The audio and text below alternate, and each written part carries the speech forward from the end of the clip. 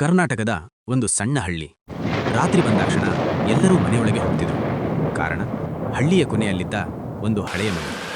ಅಲ್ಲಿ ಹೋಗಿದ್ರೆ ಹಿಂತಿರುಗಿ ಬರೋದಿಲ್ಲ ಅಂತ ಜನ ಹೇಳ್ತಿದ್ರು. ಅರ್ಜುನ್ ನಗರದಿಂದ ಬಂದ ಹುಡುಗ. ಅವನು ನಂಬಲಿಲ್ಲ. ನಾಳೆ ರಾತ್ರಿ ನಾನು ಆ ಮನೆಗೆ ಹೋಗ್ತೀನಿ ಅಂತ ಸವಾಲು ಹಾಕಿದ. ರಾತ್ರಿ 12.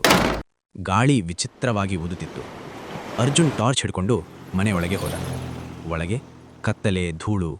ಹಠಾತ್ ಟಕ್ ಟಕ್ ಟಕ್ ಮೇಲಿಂದ ಶಬ್ದ. ಅವನು ಮೆಟ್ಟಿಲು ಹತ್ತಿದ. ಮೇಲಿನ ಕೋಣೆ. ಒಂದು ಹಳೆಯ ಕನ್ನಡಿಯ ಮುಂದೆ ನಿಂತು ಟಾರ್ಚ್ ಹಾಕಿದ. ಯಾರೂ ಇಲ್ಲ. ಆದರೆ ಕನ್ನಡಿಯಲ್ಲಿ ಅವನ ಹಿಂದೆ ಒಬ್ಬ ಹೆಂಗಸು.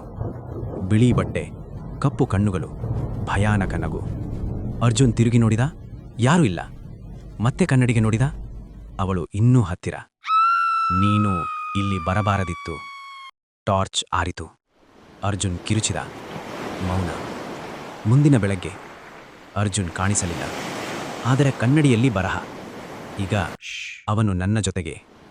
ಇವತ್ತಿಗೂ ಆ ಮನೆಯ ಕಿಟಕಿಯಲ್ಲಿ 2 ನೆರಳುಗಳು ಕಾಣಿಸುತ್ತವೆ. ಒಬ್ಬಳು, ಮತ್ತೊಬ್ಬನು ಅರ್ಜುನ್.